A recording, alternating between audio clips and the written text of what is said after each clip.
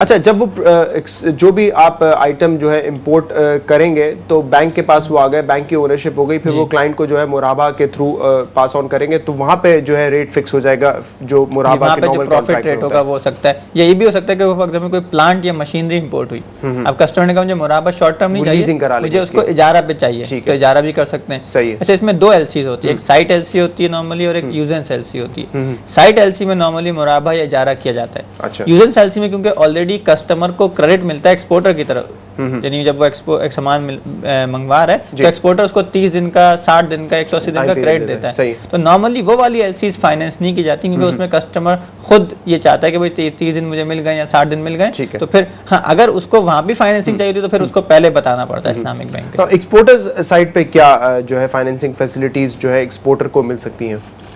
Exporter के अंदर दो अलग अलग चीज़ें होती हैं। होता है एक्सपोर्ट कॉन्ट्रैक्ट या एक्सपोर्ट फाइनेंसिंग और एक होता है एक्सपोर्ट रीफाइनेंसिंग। एक्सपोर्ट रीफाइनेंसिंग तो वो होता है कि जो बैंक अपने क्लाइंट के साथ एक्सपोर्ट करता है तो उस पर स्टेट बैंक उसको एक रिबेट देता है या रीफाइनेंस करता है उसको।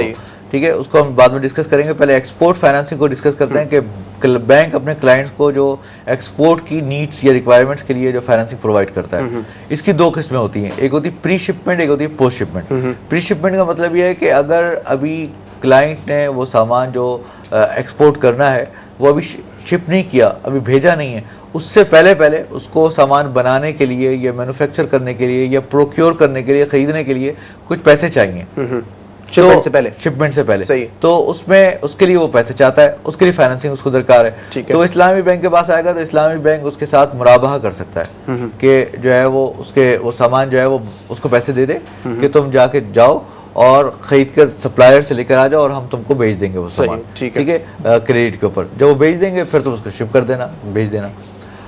पोस्ट शिपमेंट में क्या होता है? पोस्ट शिपमेंट में ये होता है कि उसने क्लाइंट ने वो सामान शिप कर दिया ऑलरेडी, पैसे आने में उसको जो है वो 30 डेज, 60 डेज, 90 डेज, 180 डेज, जो भी उसके एज पर दी एलसी कॉन्ट्रैक्ट उस पर लिखा होता है कि इतने अरसे में पेमेंट की अदायगी होगी। तो उस सूरत के अंदर वो कहता है कि मैं इसको डिस्काउंट करना चाहता हूँ, ये मेरे पास बिल है, इस बिल को मैं डिस्काउंट करना चाहता हूँ। जैसे बिल डिस्काउंटिंग कहते हैं या हुंडी की डिस्काउंटिंग कहते हैं, तो हुंडी पे बट्टा लगाना भी कहते हैं उर्दू में इसको बाद औक़ात।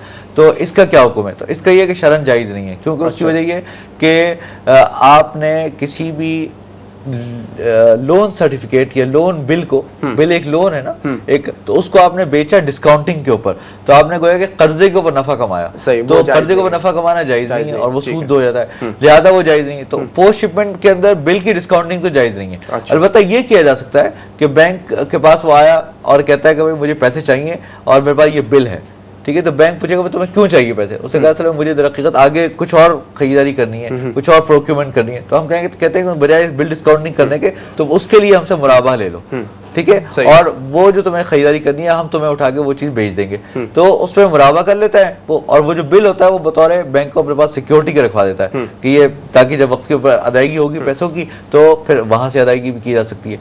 तो इसको बतौर सिक्योरिटी या बतौर रहन का रखा जा सकता है। सही जी। हमें बस मैं भी ये कहना चाहता कि जैसे प्री शिपमेंट के अंदर हम मुराबा कर सकते हैं, हम इस्तिस्ना भी कर सकते हैं क्योंकि अभी चीज़ बन नहीं है, बनने के स्टेज में। अगेन वही बात है, अगर रॉ मटेरियल की फाइनेंसिंग चाहिए तो मुराबा, अगर कंप्लीट चाहिए तो इस्तिस्ना कर सकते हैं। ठीक है। फिर अगर सामान शिप हो चुका है तो कन्वेंशनली तो बिल डिस्काउंटिंग होती है, इस्लामिक बैंक्स में या तो मुराबा किया जाएगा, उस बिल को हम सिक्योरिटी में रख के मुराबा दे देंगे। या एक और प्रोडक्ट है सलम की, जो सलम कह सकता है कि हम उसके डॉलर परचेज कर लें और रुपये एडवांस पे कर दें और डॉलर हमें वो डिलीवर कर दें एक अरसे के बाद। तो ये दोनों तरीके से हम कर सकते हैं। मौजूद है। जो रीफाइनेंसिंग की आप बात कर रहे थे वो किस तरीके को? रीफाइनेंसिंग के अंदर जो है वो उसका इस्लामी बैंकों के साथ टोटली एक अलग अरेंजमेंट किया गया है।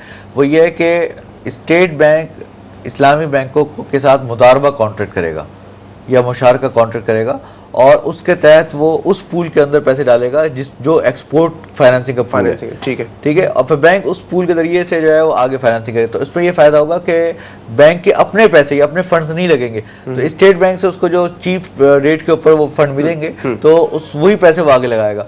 तो उस सूरत के अंदर वो मकसद बुनियादी एक्सपोर्ट रीफाइनेंसिंग का ये होता है कि ताकि एक्सपोर्टर को थोड़ा सा इंकरेज किया जाए कि उनको चीप रेट के ऊपर या सस्ते रेट के ऊपर फाइनेंसिंग मिल सके और उसके लिए और मुल्क में एक्सपोर्ट बढ़ सके।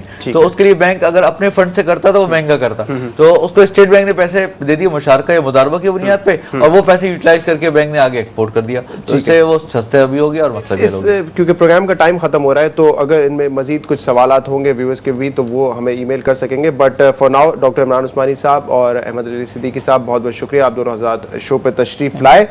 हम बात कर रहे थे बिजनेस एंड ट्रेड फाइनेंस पे। आप हमारा ईमेल एड्रेस नोट कर लीजिए islamic.banking@businessplus.tv। अगर आप सवाल हमें करना चाहते हैं बिजनेस फाइनेंसिंग के हवाले से, ट्रेड फाइनेंसिंग के हवाले से, तो हमें ज़रूर करेगा। और जो इंपोर्ट एक्सपोर्ट की हमारी बात है, हम कोशिश करेंगे कि उसको थोड़ा सा और तफसील में अगले एपिसोड्स में भी डिस्कस करें। फॉर नाउ प्रोग्राम से इजाज़त दीजिए, अल्लाह हाफ़िज़।